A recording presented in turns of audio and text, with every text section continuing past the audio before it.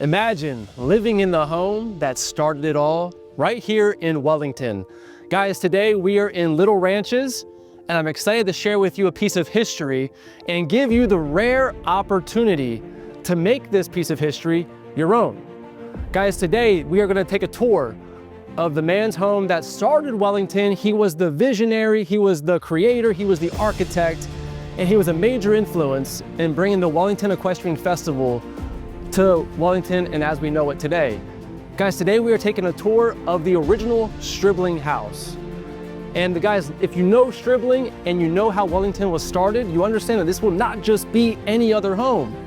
This is gonna be an extremely rare property. In fact, when I came here to tour this property, the homeowner was so excited, he had so much passion in his voice, the way he was showing me the property, he had this sparkle in his eye, that I asked him to actually sit down with us today and share with you, the audience watching this, as to why they're selling the home, which is the #1 question that everybody always has, is why are you selling the home?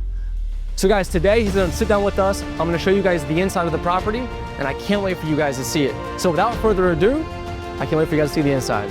Let's go.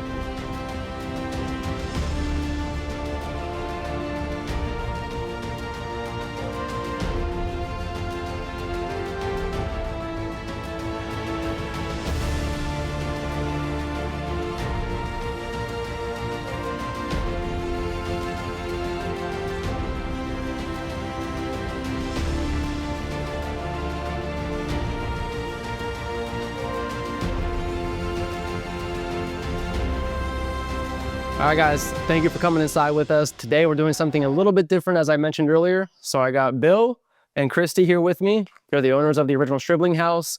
And guys, I want to ask them all the questions that you as a buyer would love to ask an owner or a seller before you get to the closing table. The problem is that most times we can't talk to the buyers or the sellers before we go to the closing table. So today, I want to ask Bill and Christy, the owners of the property. And guys, it's a little bit different. We haven't done this before, but I think it's very important. I know buyers, potential buyers would love to ask the owners of a home, why are they selling? Like just the questions that you would normally ask an owner, but you ask them at the closing table. So today, love for you guys to answer some questions for us and share with the audience. And so guys, we'll get started here. The first thing I want to ask you guys, you've been here since 2009. So take us back to when you first saw this property online, when you were looking for your home. How did you guys see this property and what did you guys think when you walked in here? Sure. So we looked at a number of houses over 2 seasons, houses that had to have a barn on site, and worked with a realtor, a local realtor who got to know what it was we were looking for. And I was always disappointed because I never found what I really wanted. And I got a call in the middle of like the spring at one point. She said to me, I found the house, you have to fly down today. So Wow. we got on a plane, came down, and made a deal the next day. And lucky, I saw the place, I was like, oh my God, like, how could it be so amazing? And how could it be everything that I love, including seeing the fireplace and the cathedral ceiling, or whatever. For all the things that I loved in the house, we're here. And we made a deal the next day. And we were lucky. That's what, so after two years of searching, Yep. you came down and in one day, 24 hours, you made the deal happen on this property. Yeah, no, we knew it was the right place. And the seller was motivated and we were lucky to, and I feel like the house was brought to us. I really did. Yeah, that's amazing. What about when you moved in here? What about the neighborhood? Like, how was the neighborhood when you guys moved in here? Okay, so I think that Little Ranches is like a hidden gem in the middle of crazy Wellington. Yep. It's like going back in time. When you come in the road, it's like going to old Florida. It's safe. There's kids riding their bikes around. There's kids fishing on the canals. I love it. It's like peaceful. The minute you come off of Southern, all of a sudden everything goes down by 10 decibels. And you're like, but yeah, you're so close to everything. Like you're literally, my kid's school is 8 minutes from here. Yeah. But you're off the beaten path. Yeah. It's right in the middle. It's right in the heart. Yeah. Right in the heart of Wellington. Yeah. Yeah, That's I mean- the best part. everything across the street. Yeah. Well, because when the Striblings built this house and then Binks across the street, they chose the best part of town to be in, right? Before they built Yep. the town around them. This Little Ranches was Wellington. Correct. Of Wellington before. So this is where they started. They picked the highest land. They picked the best land because they had access to everything. and built their houses here. Stribling was a main builder for Wellington, and he built this house as his country cottage. He had a house in Palm Beach. And, you know, I'm a builder and I look around this place and I'm continually in awe at how cool it was built. You know, I know you are. I remember, that's why I told the audience, I'm like, guys, when I came to this property, when I toured this with Bill for the first time, I'm like, I could see the passion in his eyes when he explained to me the property. So I knew, that's why I wanted to do this interview, because I knew for a fact it was different. Like, you are in love with this property. Yeah. So the next question that everybody wants to know always is, why are you guys selling this property? it's gonna be a two-part answer. Chris is gonna follow up, but you know, back when we moved in here, we had a barn full of horses. All of our kids were here with all of their friends and trainers.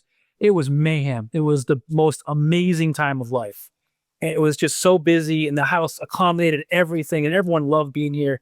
And so now the kids are all across the country, and we aren't any horses anymore, and we need to downsize. But a really important part of that is That basically when we got here, I just basically had a pretty strong dream that a family was going to come in that grew up kind of like me and my sister grew up with horses. And we're really into the equestrian, you know, everything. Riding, every level of riding, every type of riding. And that's the way we grew up. And I just saw vividly a family with a couple of kids that are aspiring equestrian riders. Yeah. And this would be a perfect oasis for anybody. Absolutely. And the other thing is too, that I want to hit on real quick. So we have two separate parcels here. So the best part is, so the property itself here sits on 3 acres. And then the separate entrance, which is the driveway that goes back to the barn entrance, the farm entrance, that's its own deeded 3 acres as well. So the family that comes in here, if you guys ever wanted to, they could add a secondary residential property back there, correct? Absolutely. yeah, And have, house, guest house, big barn. But they could do a lot of work here. I mean, they could take the torch from us, so to speak, and okay. make this into an amazing place. Okay. It already is, but boy, Yeah. it has so much potential. Was there any plans that you guys had for the property that you weren't able to finish? I always wanted to make it into, like, I wanted to have plants all over the place, and we've been planting a ton of stuff in the gardens. We have been Bamboo and really working on the exterior gardens because to me, this house is where you experience the outdoors indoors. Of course. So you have the best of everything because you have screens, so there's no bugs, but you can open up everything and get a fresh breeze constantly through this house. And then you look out at all this glass and all the gardens are with you in the house. You feel like you're living in a jungle. Well, when we were doing this video here, like when we were outside, we were out in the front porch, nice little spot to sit at. Had to go to the breezeway, nice little spot to sit at. Had to go out back with a spot, up top a spot. You guys have spots everywhere to sit at and to relax. And so it's great for entertainment, it seems like, obviously. It is great for entertainment. Yeah. What are some of the best events? Have you guys had big events here? Like, what's some of the biggest memories and events that you've had in this property? well, we had a spiritual workshop here, and how many people were here? We had 17 people Wow. basically in the house. And it was amazing. And we did a meditation workshop and we did them twice. Yeah. And we had so much fun that we did it again. Okay. And then friends come down. We usually have an art week in February where all of our friends and artists come down, and they're on couches, and the house is just stuffed full of people, and we're at the beach, and we're out We're painting, we're printmaking, we're just doing all kinds of arts. Yeah, That's awesome. The house is just amazing for that because there's so, like you said, there's so many spots to kind of sequester away and to work on things individually. And that's the problem with two people, because very often we can't find each other. Like, Yeah. where are you? Oh, you're in the garage. Oh, you're upstairs. Where are you? So Yeah. So it's a lot. It's a big downside. It's a for you big- guys. Yeah, that's really what it is. We need to like consolidate, get a little smaller, less work, because, with the farm and all the horses, that's what we did. And I love to do it. But now it's like, I don't need to do that anymore. Right. Right. Okay. What's just some of what are you guys going to miss the most about the property? Is it going to be the events? Is it going to be just the memories? Like, what is it going to be that you miss tell you what most? came to mind for me. It's just simple things, right? So every morning I get up before the sun comes up and I sit in one of these chairs, and the house is oriented east. All the windows are heading east, and I watch the sun come up, over the palm trees.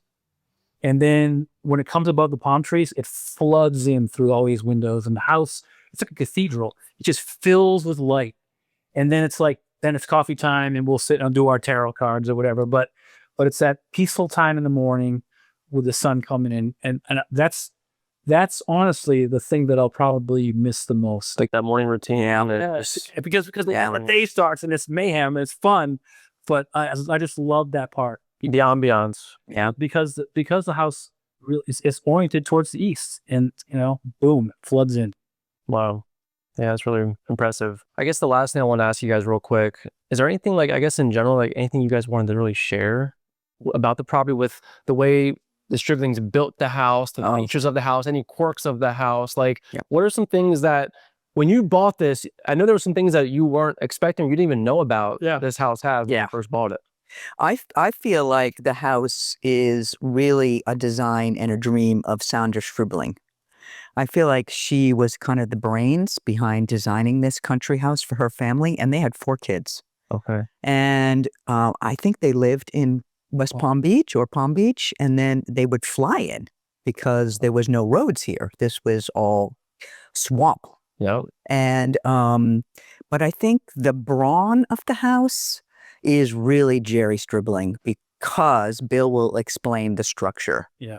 Well, it's crazy. So the house is these massive trusses that are the roof that give you the air, but they're all industrially made with these giant steel plates. And there are actually huge I-beams in both sides of the house that the plates are welded onto. There are steel posts that come down that are welded to the trusses, to the I-beams, and bolted into the slab. And I didn't know this when I bought the house. But I started looking around and crawling around. I'm like, oh my God, this thing is like a fortress. It's a fortress. And then one of the cool things, which really surprised me, was that the bookcase upstairs, I thought it was a bookcase. I didn't know there was a secret door. And then the broker reached in and grabbed it, opened the door. I was like, wow.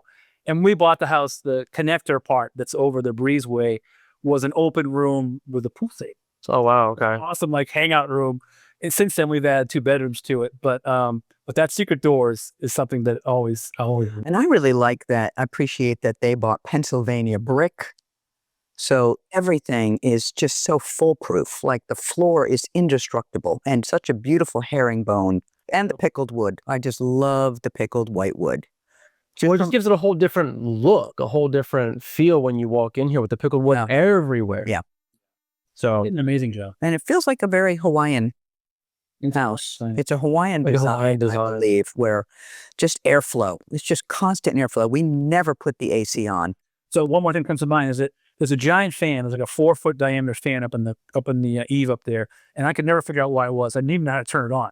And one night we're in the bedroom, and we were playing with the switch, and I clicked the switch, which turns this fan on. And I'm like, why the hell is that? But what happened was the windows that are open in the bedroom, all of a sudden this air started flowing through the bedroom up through the house, the eave. And I was like, oh my God, like that fan is so that you have a constant flow of air. Wow. Keeps it nice and cool. So you can be indoors, outdoors when you don't have the AC on. And we try not to use it as much as we can. Yeah. I mean, we put it on when we're not here. Of course. Winter. Just if it's humid or something. Or if it's humid. But other than that, we just open everything up. And all these glass doors open up. So we just have it indoors, outdoors. That's great. Just love that. And I love the little garden inside the porch. Just love that. Well, the porch is massive too. And the porch is massive. Yeah. Getting dinner out there. It's just, I don't know. There's a lot of things about the house that you're going to miss. We're going to miss. We're definitely going to miss. We're also really happy that someone's going to get them and be able to enjoy them because we had a great time here. Absolutely. We did. Well, guys, thank you for doing this. Was there anything else in general? I mean, you guys share a lot of information. Was there anything else in general that you would love to share with our guests and our audience? We just hope we find somebody that loves the house as much as we do.